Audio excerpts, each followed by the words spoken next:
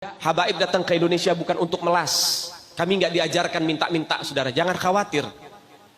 Habaib datang ke Indonesia bukan untuk meraup daripada harta, enggak. Kami tidak mencari jabatan, enggak. Kenapa? Itu bukan didikan dari keluarga kami.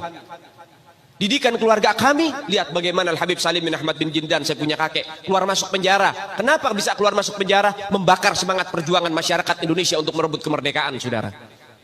Al-Habib Ali bin Abdurrahman Al-Habsyi Kuitang, beliau yang memfatwakan ketika tanggal 17 Agustus Soekarno membacakan teks proklamasi mendeklarasi daripada kemerdekaan Indonesia. Beliau di hari Jumat itu, ba'da Jumat beliau fatwakan, sekarang saya fatwakan setiap tanggal 17 Agustus wajib pasang bendera merah putih di rumah-rumah kalian. Siapa yang nyuruh? Itu fatwa Habib Ali bin Abdurrahman Al-Habsyi Kuitang.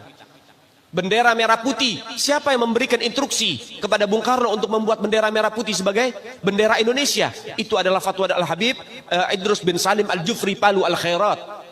Lambang negara Garuda, siapa yang buat? Al-Habib Asy-Syarif Hamid Al-Gadri dari Pontianak, keluarga baginda Nabi Muhammad.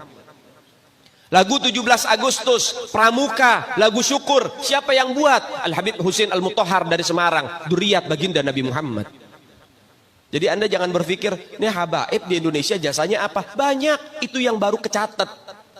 Itu yang baru ketahuan. Masih banyak lagi daripada keluarga Nabi Muhammad yang tidak mau masuk buku karena perjuangannya ikhlas karena Allah dan Rasul. Banyak, saudara. Siapa Imam Bonjol?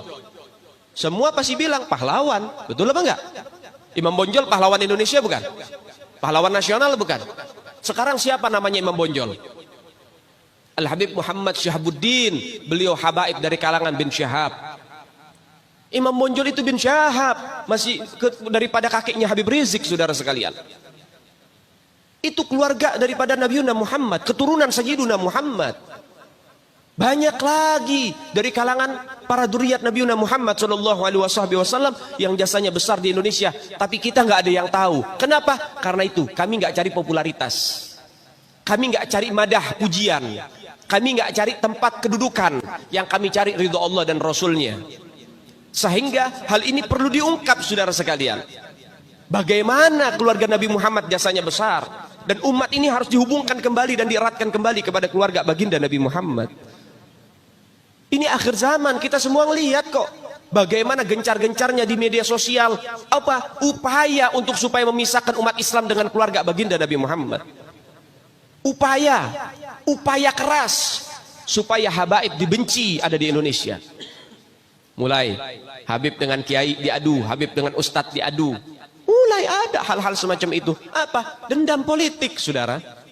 Gak keluar dari situ. Karena dendamnya kepada Habib Rizik sehingga akhirnya demikian. Habib Rizik itu siapa? Keluarga Nabi Muhammad, keturunan Nabi Muhammad, cucunya Nabi Muhammad. Beliau bukan penjahat kok, bukan koruptor. Beliau nggak pernah bawa lari uang rakyat. Beliau nggak pernah ngerugiin negara. Beliau tidak pernah mencemarkan nama baik negara. Beliau itu bukan penjahat, saudara. Bukan penjahat. Apa masalahnya dia? Sehingga dicecar sedemikian rupa. Cuman masalah prokes doang, 4 tahun, saudara. Berapa banyak di luar sana pejabat, aparat, bahkan rakyat yang melanggar prokes gak ada yang ditahan. Kenapa cuman Habib Rizik yang ditahan? Ini upaya untuk supaya umat Islam benci terhadap keluarga baginda Nabi Muhammad. Hati-hati, saudara sekalian. Nabi bilang, man mata ala bugdi ahlul bait mata yahudian atau nasranian. Siapa orang yang mati membawa benci kepada keluarga baginda Nabi Muhammad, dipastikan mati dalam keadaan Yahudi ataupun Nasrani, atau dalam bahasa daripada sederhananya mati dalam keadaan murtad. Sahabat tanya, wa in sama wa shalla ya Rasulullah, walaupun orang itu puasa, walaupun orang itu sholat, apa tetap hitung mati murtad? Apa kata Nabi? Wa in shamma wa shalla, walaupun orang itu puasa, walaupun orang itu sholat, kalau dia mati bawa benci kepada keluarga Nabi Muhammad, dipastikan mati dalam keadaan murtad.